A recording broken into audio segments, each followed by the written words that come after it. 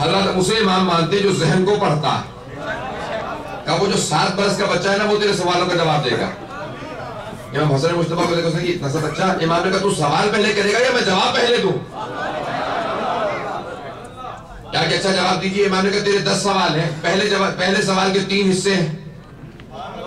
تفصیلات میں نہیں جاؤں گا. حضرت ایک مرتبہ اشارہ کیا. امام نے ہر سوال کے جوابات دیے. جب ایک مرتبہ جوابات دیے نا تو زمین پہ گر گیا. اس نے کہا میں گواہی دیتا ہوں اگر روئے زمین پہ کوئی حجت خدا ہے تو وہ یہی بچہ ہے. چیک کروں اس سے پہلے یہ بتائیں وہ ادھر سے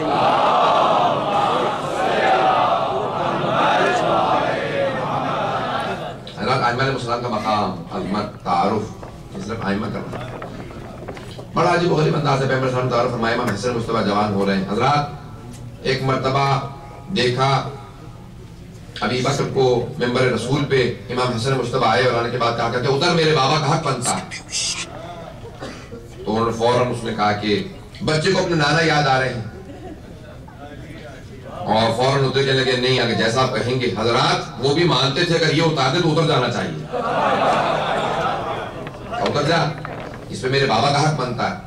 اور حضرات یہ ہمارے ہاں واقع نہیں البتہ کہ جو دوسرا والا واقع پیش کرنے والا ہوں یہ ہمارے جو اہل سنت بھائی ہیں نا ان کے ہاں بہت زیادہ نقل کیا جاتا ہے. ہمارے ہاں کتابوں میں نہیں ہے اور ہمارے علماء نے اس کو مستند بھی نہیں کردانا ہے. اور البتہ اہل سنت کے ہاں بھی صوفیوں کے اندر بہت زیادہ رائج ہے کہ جب امام حسن مجتبیٰ عبداللہ ابن عمر کے ساتھ کھیل رہے تھے کیونکہ ہمارے علماء کہتے ہیں کہ ائمہ علیہ السلام کبھی ان کے بچوں کے ساتھ بھی اگر واضح ہو رہی ہو بات تو وہ کہتے ہیں کہ 2 بچے کھیل رہے تھے. امام حسن مجتبیٰ کسی بات پہ جلا رہا ہے. کہا کیا غلام ساتھ مجھ سے اس طرح سے بات کر رہا ہے. اس نے کہا تمہیں نہیں پتا میں خلیفہ کا بیٹا ہوں. کہا تو بھی غلام ہے تیرا باپ بھی غلام ہے. صوفیوں ہے میں اپنے ہیں ان کے یہاں سے پیش کر رہا ہوں. اس نے کہا کہ آپ جانتے میرا باپ کون ہے؟ اس نے کہا میں جانتا ہوں تجھے بھی جانتا ہوں تیرے باپ کو بھی جانتا ہوں. فوراً کہا کہ میں بھی جا کے باپ کو بتاتا ہوں. کہا کہ حسن مجتبیٰ نے کہا ہے کہ تو بھی غلام ہے تیرا باپ بھی غلام ہے. کہ یہ لکھوا لو. آئے دوڑتے ہوئے کہا کہ آپ نے کہا غلام. امام نے کہا ہاں میں کسی سے ڈرتا نہیں ہوں. جو کہا تھا تو بھی غلام یہ بھی غلام. کل لکھ دیجئے. لکھوایا. اس کے بعد چلے. بیٹے نے کہا کیا بات ہے میں سوچ رہا تھا کہ آپ کو سختی کریں گے. کہا نہیں یہ جوانان جنت کے سردار ہیں. توجہ کہا جو مجھے نتیجہ دینا ہے وہ یہ نہیں ہے. توجہ چاہوں گا سب کی. کہا یہ جوانان جنت کے سردار ہیں. تو کہا یہ لکھوایا کیوں؟ کہا میرے کفن میں رکھ دینا. اب وہ چھپا چھپا کے پھرتے تھے. بیٹے نے چرا لیا. کہا وہ میرا پرچہ نہیں مل رہا. کہا وہ پھر تیرے کفن میں نہیں جائے گا میرے کفن میں جائے گا. توجہ وہ جنت یہ بھی نہیں دینا تھا. تو باپ وہ جو بیٹا تھا نا وہ سنبھال کے رکھتا تھا. اس کے بیٹے نے پوچھا کہ کیا بات ہے کون سا رکا ہے؟ کہا یہ حسن مجتبیٰ نے رکا لکھ کے دیا تھا اسی سے شفاعت ہوگی. اس پوتے نے اس سے چرایا. وہ چلتا رہا وہاں تک گیا جہاں تک کہ کوئی ماننے والا نہیں آ گیا. حضرات وہاں سے کسی غلام نے کہا یہ کیا بات ہے کیوں رکھتے ہو یہاں پہ؟ کہا یہ کسی ہمارے اجداد میں کسی نے امام حسن مجتبیٰ سے لکھوایا تھا. وہ غلام شیعہ تھا. اس نے کہا یہ تمہارے پاس نہیں رہے گا. وہ غلام وہاں سے نکال کے لے گیا. حضرات یہ خود اہل سنت کے صوفی حضرات نے لکھا کہا کہ وہ غلام لے گیا اس نے اپنے کفن میں رکھوایا. حضرات میں کہوں گا تحریر اسی کے کام آتی ہے جس کے پاس ولایت ہو. تحریر اسی کے پاس کام آتی ہے جس کے پاس مودت ہو جس کے پاس محبت ہو. ان کے کام ہی نہیں آتے جن کے پاس محبت نہ ہو. سلام پڑھیں گے محمد والے محمد.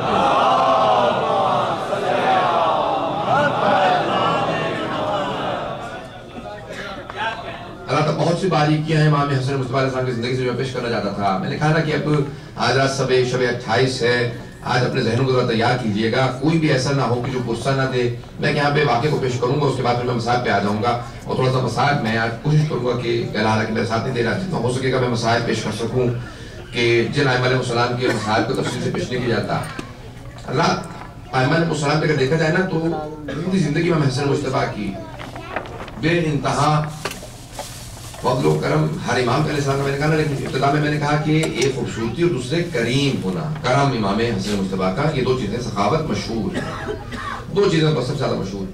حضرات پوری زندگی اٹھا کے دیکھ لیجئے امام نے حتیٰ وہ افراد جو امام کی توہین کرتے تھے نا انہوں نے بھی اگر آ کے بعد میں کہا کہ مجھے ضرورت ہے تو امام نے ضرورت پیدا کی پوری کی. اور جب پوچھا اس نے کہا کہ میں نے آپ کی توہین کی تھی آپ نے مجھے کیوں پیسے دیے؟ امام نے کہا وہ تیرا کردار تھا یہ میرا کردار ہے.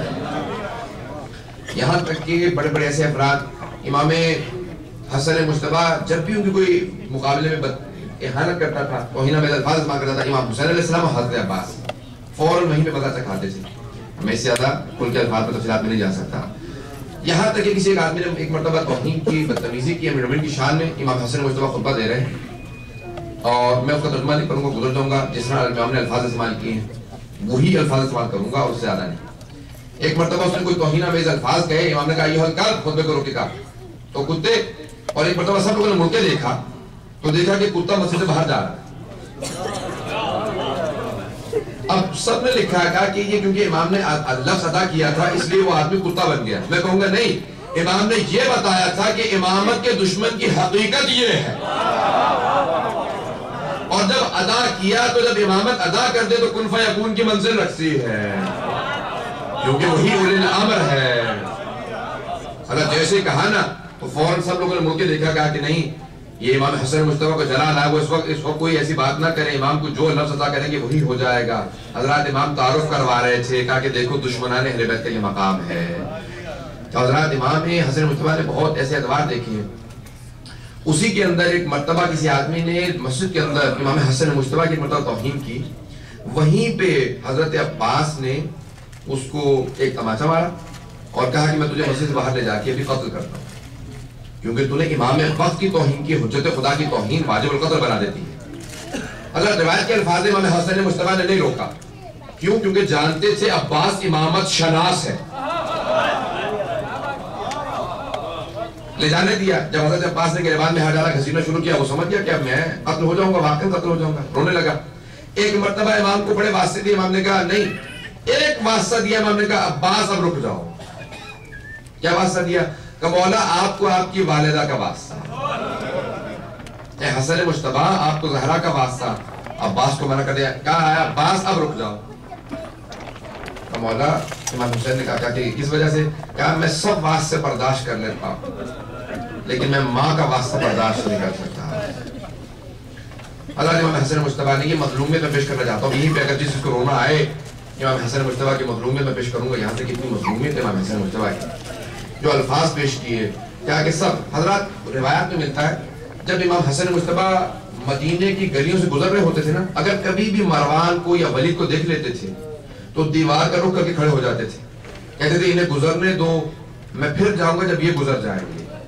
جب وہ گزر جاتے تو لوگ دیکھتے دیکھتے امام کی آنکھیں سرخ ہو چکی ہیں، آنسو جاری ہیں. کہ مولا کیا بات ہے؟ کہ میں جب بھی انہیں دیکھتا ہوں میری آنکھوں میں خون اتر آتا ہے. کہ مولا کیوں؟ کہا کہ مجھے وہ لحظہ یاد آ جاتا ہے جب یہ آگ لے کے ہمارے گھر پہ آئے تھے. کہ مولا کیوں جلال آتا ہے؟ کہ کیونکہ جلتے ہوئے دروازے کے پیچھے میری ماں کھڑی تھی. میں جب بھی وہ سوچتا ہوں، میں تھوڑا تفصیل سے پیش کروں گا. تابوت آئے گا نا، کوئی ایسی آنکھ نہ ہو جس میں آنسو نہ آئے. آج امام حسن مجتبیٰ کا قرصہ دیجیے گا بی بی کو. حالات میں تھوڑے سے واقعات پیش کروں گا، اس کے بعد میں مسائل پہ آؤں گا. ذرا یہاں پہ سنیے گا الفاظ کو، اس کے بعد میں مسائل کو پیش کروں گا. اپنے ذہنوں کو تیار کیجیے گا. آج کوئی آنکھ ایسی نہ ہو جس میں آنسو نہ آئے. جب قرصہ دینے آئے نا بی بی کو تو بڑا دل سے قرصہ دیجیے گا.